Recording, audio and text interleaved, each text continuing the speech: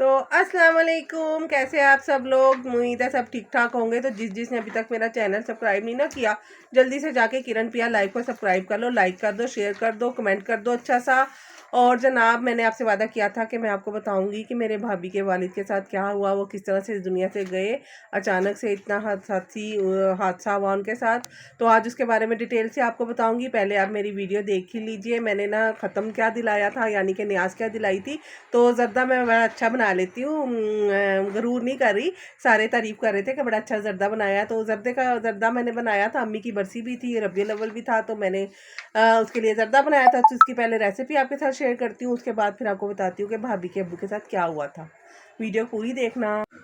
तो जनाब, ये है वो मज़ेदार सा जर्दा जिसकी मैं आपके साथ बात कर रही थी। ये देखिए जनाब, इसके चावल जो है बिल्कुल से गल गए हैं।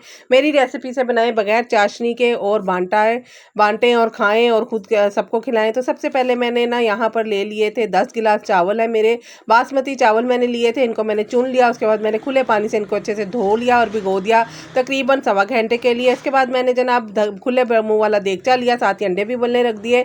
और खुले मुँह वाला देगचा लिया, यानी कि जिसमें 5 किलो चावल अच्छे खुल के पक जाएं। तो उसमें मैंने जनाब पानी ले लिया बेतहाशा, और उसमें मैंने डाल दिया जनाब 1 चम्मच भर के, टेबल स्पून भर के जर्दे रंग का। 6 से 7 मैंने इसमें लौंग डाल दी, 4 से 5 इसमें मैंने इलायचियाँ डाल दी, और 1 चम्मच मैंने नमक का डालकर पानी को अच्छे से उबाल लिया। जैसे ही मेरा पानी उबल गया था, अच्छे से उबल गया था, तो उसके बाद इसके अंदर ऐड कर दिए मैंने चावल, और चावलों को मैंने उबाल लिया जनाब। तकरीबन 80% जो चावल थे ना उनको मैंने गला लिया था, यानी कि 20% जो चावल थे ना उनको मैंने नहीं गलाया। 80% चावल मैंने गला लिए थे। उसके बाद ना मैंने इनको निथार लिया। मैं आपको चारपाई के ऊपर ना कपड़ा बिछाकर, ताकि ना इनमें जो वो गरमाइश है ना चावलों की प्रोसेस है पकने का, वो निकल जाए। आपने पानी शानी के से नहीं निकालने, आपने खुली जगह पर डाल देने हैं। मेरे चावल ज़्यादा थे इसलिए मैंने चारपाई पर डाले। अगर आपके चावल कम हो, यानी कि आप गिलास 2 गिलास या 1 किलो के बनाएं, तो आप उसको वैसे ट्रे में फैला दें पानी निकाल के। तो मैंने इसको इस तरह से, अभी आप देखिएगा आगे, अभी तो मैं चावल ही डाल रही हूँ और आपको दिखा रही हूँ, बल्कि पिया आगे थे क्योंकि ना थोड़े ज़्यादा हो गए तो मेरे चम्मच नहीं हिला था, तो मैंने पिया से कहा आप हिला दें। तो यहाँ पर जनाब ये देखिए, इस तरह मैं आपको बता रही थी, साफ़ सुथरी चारपाई ली, इसके ऊपर साफ़ सुथरी झुली हुई वाइट चादर बिछाई, उसके ऊपर जनाब डाल दिए चावल, निथार लिए। उसके बाद आधा किलो मैंने घी लिया था, जो सा मर्ज़ी आप घी लेने, आपकी मर्ज़ी है, और उसको मैंने डाल दिया जनाब उसी देगचे में, खुले बर्तन वाले में, यानी कि 5 किलो वाला मेरा जो देगचा था ना, उसमें मैंने आधा किलो घी डाला। दोबारा से मैंने इसमें 6-7 डाली छोटी इलायची, और 4 से 5 मैंने इसके अंदर डाली लौंग। लौंग का ना बड़ा अच्छा जायका आता है जर्दे में।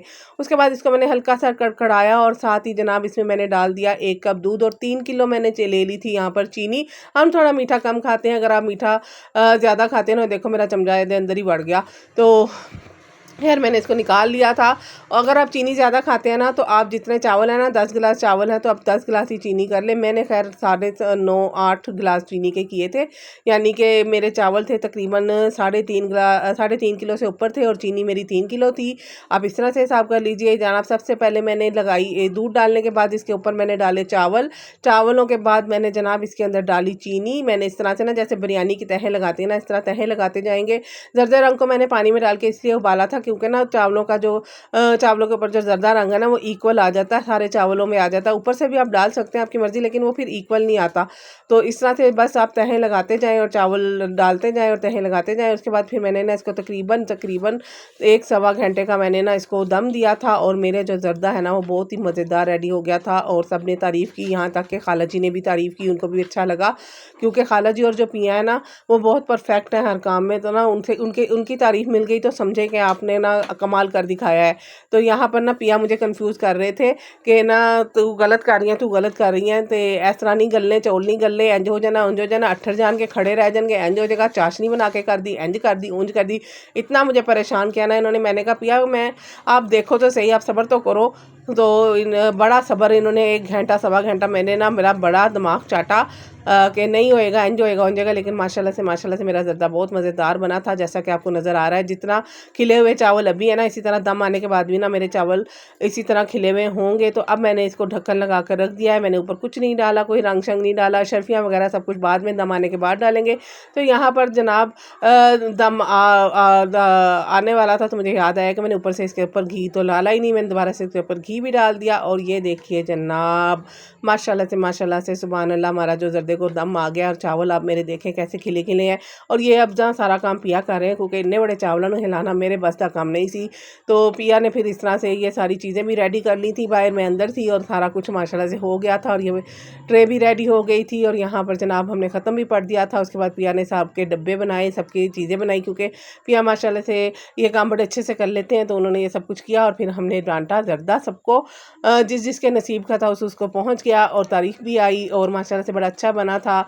तो आप भी ज़रूर ट्राई कीजिएगा और मुझे बताइएगा कि अगर आपने पहले चाशनी के बगैर कभी जर्दा नहीं बनाया तो अब मैं आपको बनाया तो बताती कैसा हूँ, बना। मेरी रेसिपी आपने देख लिया तो अब मैं आपको बताती हूँ कि अंकल के साथ क्या हुआ था।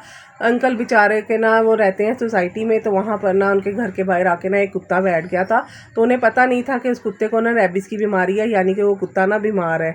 तो उस कुत्ते ने ना 1-2 दिन पहले भी किसी को काटा था। तो उन्होंने कहा कि ये कुत्ता ऐसा ना हो कि हमारे घर के भी किसी बंदे को काट दे, किसी बच्चे को काट दे। तो उन्होंने ना उसको ना डराने की कोशिश की, तो वो डरा नहीं। तो उन्होंने ना अपने जूते से उसको ना मारा, जो अपना जूता उसको मारा, तो वो उठकर भाग गया। लेकिन अंकल की बस नसीब में लिखी हुई थी ये तकलीफ़ आनी। अंकल ने ना वो जूता उठा के इसी तरह पहन लिया। अंकल को बिल्कुल नहीं पता था कि उस कुत्ते को कोई बीमारी है। तो अंकल ने वो जूता उठाकर पहना, तो उस जूते के ना ऊपर ना उस कुत्ते के ना जो थूक था ना, ये जो बीमारी है ना रेबीज़, ये थूक से फैलती है। वैसे तो काटने से भी फैलती है, ज़ख्म को चाटने से भी फैलती है, लेकिन अंकल को साथ जो हुआ वो ये हुआ कि अंकल को तो ना तो कुत्ते ने काटा, ना अंकल के कोई ज़ख्म था, कुछ भी नहीं था। बस अंकल ने वो जूता उठाकर पहन लिया और जूते के जो हाथ पे ना वो उसका निशान रह जरासीम रह गए। और वो अंकल ने पता नहीं अपने नाक पे लगाए कि अपनी आँख में लगाए, कहाँ लगाए, क्या हुआ, किस तरह से वो जरासीम अंकल के अंदर चला गया। और तकरीबन 1-1.25 महीने के बाद अंकल की तबीयत ख़राब होना शुरू हुई। यानी कि सबसे पहले अंकल का पेट ख़राब हुआ, उसके बाद जनाब अंकल को पट्ठों का खिंचाव होना शुरू हो गया। तो अंकल अपने ना डॉक्टर के पास गए, उन्होंने बताया कि इस ऐसा मुझे मसला है। तो उन्होंने कहा आपको हार्ट का मसला तो नहीं है, आपको तेज़ाबियत वगैरह हो रही है, गैस वगैरह का मसला हो रहा है। तो उन्होंने दवाई दे दी, लेकिन अंकल का जो पेट था ना वो ज़्यादा दिन ब दिन ख़राब होता गया। यानी कि 10 दिन के टाइम में अंकल जो थे ना इस बीमारी की फ़र्स्ट स्टेज पे थे। तो फर्स्ट स्टेज में अंकल का पेट ख़राब हुआ, सेकंड स्टेज में उनके पट्ठों में खिंचाव होना शुरू हो गया, या इस जगह पर सीने वाली जगह पे और बाजू में उनके शदीद पेन रहने लगी, गर्दन वाली साइड पे। फिर घर वालों ने उनको सोचा कि उनको हॉस्पिटल लेके जाते हैं। जैसे ही वो उनको इत्तेफाक हॉस्पिटल लेके गए तो वहाँ एक सीनियर डॉक्टर ने बताया कि ये जो सिम्टम है ना ये एनिमल बाइट के हैं। तो फिर आंटी ने बताया कि एनिमल बाइट तो नहीं हुई थी, इस तरह ऐसा वाक़या हुआ था। तो उसने कहा बस ये वही सिम्टम है। तो अंकल तो अब जो है ना हाथ से निकल गए हैं, यानी कि इनकी भी जो बीमारी है ना वो बेकाबू हो चुकी है। क्योंकि रेबीज़ जो बीमारी है ना, जो कुत्ते के काटने, पागल कुत्ते के काटने से, भावले कुत्ते के काटने से होती है ना, उसका पूरी दुनिया में इलाज नहीं है। और बहुत सारे लोगों को इसके बारे में पता नहीं है, मुझे भी नहीं पता था। जब अंकल को ये बीमारी हुई तो तब मुझे पता चला। हॉस्पिटल जाने के तीसरे दिन अंकल ने पानी से डरना शुरू कर दिया, खाना पीना छोड़ दिया, सोना छोड़ दिया। 3-4 दिन अंकल इसी कंडीशन में रहे, उसके बाद वो कोमे में चले गए और उसके बाद उनकी डेथ हो गई। ये इस बीमारी की जनाब निशानी है कि इस तरह से ही इस बीमारी में होता है कि इंसान जानवर के साथ भी ऐसे पता नहीं होता कि नहीं होता, लेकिन इंसान को अगर ये बीमारी काट दे और वक्त वो वैक्सीनेशन ना कराए तो फिर ये बीमारी उसके दिमाग तक पहुंच जाती है और फिर उसको जान लेकर ही उसकी जान छोड़ती है। तो आपको अगर इस बीमारी के बारे में नहीं पता तो आप सर्च कर सकते हैं। और मेरा आपके साथ ये शेयर करने का मकसद ये था कि एक चलता फिरता इंसान जिसको कोई मसला नहीं था, उसको बहाना बना और वो अल्लाह को प्यारा हो गया और अपने प्यारों को रोता हुआ दुनिया में छोड़ के चला गया। तो आप लोग बहुत ज़्यादा एहतियात करें, बहुत ज़्यादा एहतियात करें। वैसे तो सबको ही पता है कि कुत्ते के काटने के बाद इंजेक्शन लगते हैं, लेकिन बहुत सारे लोग, बहुत सारे गाँव में, बहुत सारे छोटे इलाकों में, बहुत सारी जगहों पे अभी तक इस चीज़ को लाइट लिया जाता है। टीके नहीं लगवाए जाते, घरेलू टोटके किए जाते हैं, पीरों के पास लेके जाया जाता है, हकीमों के पास लेके जाया जाता है, मलहम लगाए जाते हैं। ये इसका हल नहीं है। इसका हल सिर्फ और सिर्फ वैक्सीनेशन है। 0 दिन से लेके 28 डेज़ तक 5 वैक्सीनेशन लगती हैं इसकी, जो कि फौरी तौर पर करानी होती है। अगर आपको कुत्ता जो है वो चाट भी ले, आपके ज़ख्म हो, आपको काटे ना लेकिन आपके कहीं ज़ख्म हो, और अगर आपको चाट ले, चाहे आम बावला कुत्ता हो या ना हो, दूसरा भी कुत्ता हो, अगर वो आपके ज़ख्म को चाट ले तो आप फ़ौरन हॉस्पिटल जाएं और वहाँ पर जाकर अपनी, सबसे पहले तो आप घर में इसका ये करें कि आप अपने ज़ख्म को, या जहाँ पर कुत्ते ने काटा है या चाटा है, उसको खुले पानी से बल्कि नलके के नीचे रख के साबुन से अच्छी तरह मल मल के उसको धोएं, इतना धोएं 15 से 20 मिनट तक आप उस जख्म को धोएं ताकि वो जरासीम है ना वही का वही मर जाए। वीडियो तो बोर ना हो, मैं आपको वो दे रही हूँ, इन्फॉर्मेशन दे रही हूँ। तो बच्चे ना मेरे मुझे कह रहे हैं कि लोग बोर होंगे, बोर नहीं हो रहे, ये बहुत बड़ी बात है। मुझे भी नहीं पता था इस बीमारी के बारे में और अंकल के घर वालों को भी नहीं पता था। जब डॉक्टर ने डायग्नोज की तो हम लोगों ने सर्च किया तो हमें पता चला कि ये बीमारी इतनी ख़तरनाक है कि इसका पूरी दुनिया में इलाज नहीं है। पूरी दुनिया में जिस बीमारी का इलाज ना हो तो वो कितनी ख़तरनाक बीमारी होती है।